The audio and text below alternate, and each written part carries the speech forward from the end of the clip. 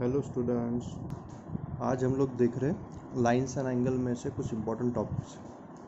हम लोग first exercise को कंप्लीट कर चुके हैं, अभी उससे आगे बढ़ना है और कुछ और इम्पॉर्टेंट टॉपिक हमें इस लेसन के अंदर पढ़ना है। तो उसमें हम लोग सबसे पहले देखने वाले हैं एक्सियोम 6.3, एक्सियोम 6.4। सबसे पहले तो आपको ये समझ में आना चाहिए कि एक्सियोम का मीनिंग क्या होता है। एक्सियोम मतलब इस तरह का कोई स्टेटमेंट जो आपको मतलब एक तरह से आप यूनिवर्सल ट्रूथ बोल सकते हो, या फिर हमें पहले से पता है कि इस तरह से होता है, उसको आपको कोई प्रूफ देने की ज़रूरत नहीं है। ठीक है, एक्सियोम का मतलब ऐसा स्टेटमेंट जो आपको पहले से पता है और सब लोग उसको मानते हैं, अलग से आपको प्रूफ देने की ज़रूरत नहीं है। मतलब इन स्टेटमेंट को आपको प्रूव नहीं करना है, आपको सिर्फ मानना है कि इस तरह से होता है, हमें पता भी है कि इसी तरह से होता है। जैसे if a transversal intersect two parallel line, अगर हमारे पास में एक ट्रांसवर्सल है और दो पैरेलल लाइन को इंटरसेक्ट करती है। जैसे हमारे पास में देखो ये दो पैरेलल लाइन है ना, और उसमें से एक ट्रांसवर्सल इंटरसेक्ट करके जा रही है। ठीक है, यहाँ तक तो सही है। Then each pair of corresponding angle are equal, तो हमें पहले से पता है कि इस केस में जो करस्पॉन्डिंग एंगल होंगे उनकी हर पेयर इक्वल होनी चाहिए।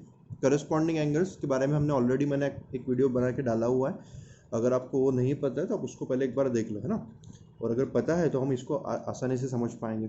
तो इनका कहना है कि हर पेयर जो होती है करस्पॉन्डिंग एंगल की इक्वल होती है। मतलब 1 5 इक्वल होगा, 2 6 इक्वल होगा, 4 8 इक्वल होगा और 3 7 इक्वल होगा, है ना। तो ये है हमारा फर्स्ट एक्सियोम। इसका हम यूज़ कहीं भी कर सकते हैं, प्रूफ देने की ज़रूरत नहीं है। उसके बाद एक और एक्सियोम जो हमें समझना है वो है एक्सियोम 6.4। ठीक है, तो इसको समझते हैं अभी, इसको क्या कहना है। तो देखो इसमें if a transversal intersects two line, अगर हमारे पास में एक ट्रांसवर्सल है और दो लाइन को इंटरसेक्ट कर रही है, हमें नहीं मालूम कि वो दोनों लाइन पैरेलल है या नहीं है, हमें नहीं मालूम। ठीक है, if a transversal intersect two lines, किसी भी दो लाइन को अगर एक ट्रांसवर्सल इंटरसेक्ट कर रही है, सच दैट, बट वो इंटरसेक्ट इस तरह से कर रही है कि एक pair of corresponding angle is equal, मतलब एक पेयर जो है उसकी कैसी है, इक्वल है। मतलब एंगल 1 इक्वल है एंगल 2 से। यहाँ के एंगल इक्वल होना जरूरी नहीं है, सिर्फ एक ही एंगल उसने बोला कि इक्वल है, 1 is equal to 2, then the lines are parallel. तो उस केस में हम ऐसा बोल सकते हैं कि ये दोनों लाइन एक दूसरे के साथ पैरेलल होगी। तो ये सबको पता है, अगर 1 2 के साथ इक्वल है उसका मतलब इसके बाजू वाला जो भी एंगल होगा, अगर मैं इसको 3 बोल दूँ तो ये 4 के साथ इक्वल ही होगा। क्यों होगा? क्योंकि देखो ये लीनियर पेयर में है ना। अगर ये 40 का है तो ये 140 का आएगा, मतलब ये 40 का था तो ये भी 40 का और ये भी 140 का, है ना।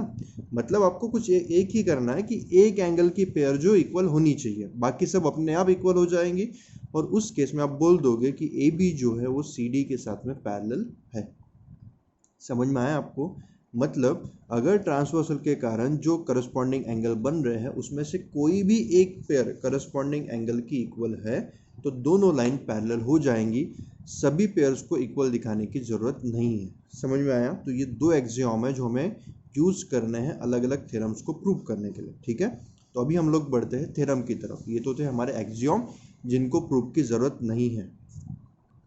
So now students we are going to see and theorem 6.2 from NCERT.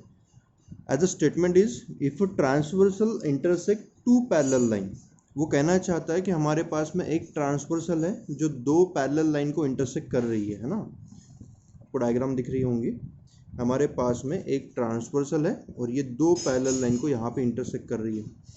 Then each pair of alternate interior angle, alternate interior angle क्या होता है ये भी मैंने आपको ऑलरेडी मैंने वीडियो बनाया था, उसके अंदर एक्सप्लेन किया हुआ है। तो आपने अगर वो वीडियो नहीं देखा तो उसको एक बार फिर से देख लो, है ना। तो अल्टरनेट इंटीरियर एंगल, अल्टरनेट मतलब क्रॉस में आने चाहिए और इंटीरियर मतलब दोनों पैरेलल लाइन के बीच में आने चाहिए। तो देखो ए बी और सी डी के बीच में तो 4 एंगल है, बट कैसे चाहिए? क्रॉस में, मतलब 4 और 6, 3 और 5। इनको आपको क्या करने के लिए बोला है उसने? इक्वल प्रूव करने के लिए बोला है। तो देखो मैंने यहाँ से गिवन लिखना होता है, हमें टू प्रूव लिखना होता है और प्रूफ लिखना होता है। अभी गिवन कैसे लिखोगे वो पहले समझ लो। तो जो भी इफ वाला स्टेटमेंट होता है, इफ मतलब अगर ऐसा है तो, है ना। तो अगर ऐसा है का मतलब क्या हुआ कि ये चीज़ आपको गिवन है। If a transversal intersect two parallel line, इसका मतलब दोनों लाइन पैरेलल है, ये आपको पहले से गिवन है। और ये भी बताया गया है कि ट्रांसवर्सल उसको इंटरसेक्ट करके जा रही है। तो देखो मैंने यहाँ से गिवन में क्या लिख लिया, A B parallel C D, तो ये गिवन था, है ना। If a transversal intersect two parallel line, उसने खुद ही बोला है कि दोनों लाइन कैसी है, पैरेलल है, मतलब दोनों लाइंस पैरेलल हमें गिवन है, ठीक है। और उसने बोला कि एक ट्रांसवर्सल उनको इंटरसेक्ट करके जा रही है, तो मैंने एक डायग्राम बना दी और इसको ट्रांसवर्सल बोल दिया, इसका नेम उसने बोला है L, L is a transversal. तो इस तरह से मैं इसको नोट डाउन कर सकता हूँ। तो गिवन कैसे लिखना है हमें समझ में आ गया। उसके बाद में प्रूफ कैसे लिखना है, मतलब टू प्रूफ, हमें क्या प्रूफ करना है ये कैसे लिखोगे, तो देखो देन करके उसने जो लिखा है, मतलब अगर ऐसा है तो ऐसा होता है, तो जो प्रूफ करना है वो देन के बाद आएगा।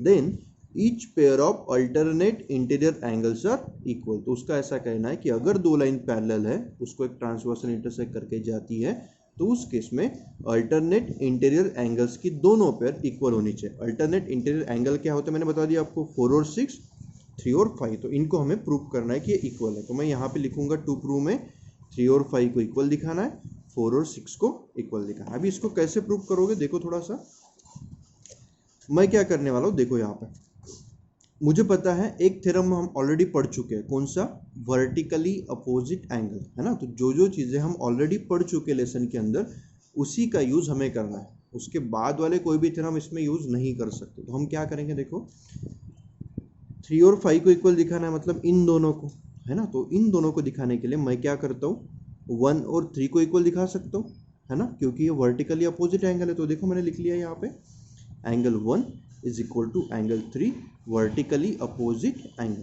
उसके बाद एक और देखो, ये भी हमें पता है, इसके पहले जो हमने एक्सियोम पढ़ा 1 और 5 इक्वल है, क्योंकि ये दोनों क्या है, करस्पॉन्डिंग एंगल। तो देखो मैंने वो भी लिख लिया, angle 1 is equal to angle 5, क्यों, क्योंकि ये करस्पॉन्डिंग एंगल है। रीजन आपको उसके बाजू में लिखना है, इसको मैंने दे दिया 0.1, इसको दे दिया 0.2, रीजन क्या लिखा, करस्पॉन्डिंग एंगल।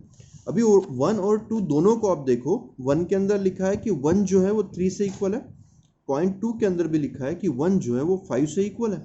इसका मतलब 1 3 से भी इक्वल है और 1 5 से भी इक्वल है। अगर दोनों स्टेटमेंट के लेफ्ट हैंड साइड इक्वल है या सेम है, तो राइट हैंड साइड भी सेम होती है, मतलब 3 जो है वो किससे इक्वल हो जाएगा, 5 से। और वही तो हमें प्रूव करना था, 3 को 5 से इक्वल दिखाना था।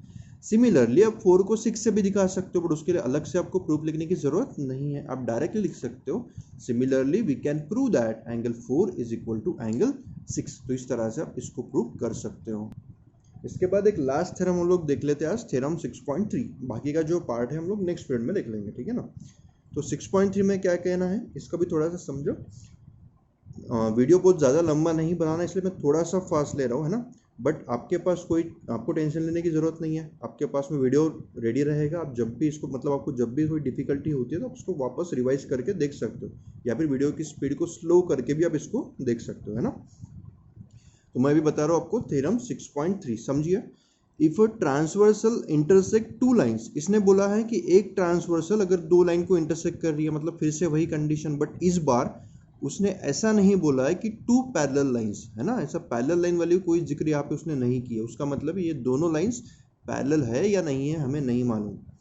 सच that a pair of alternate interior angles are equal, but इस बार उसने अल्टरनेट इंटीरियर एंगल्स को इक्वल बोला है, तो ये हमारी गिवन कंडीशन है। तो मैंने लिख दिया, देखो 2 इज इक्वल टू 3, है ना।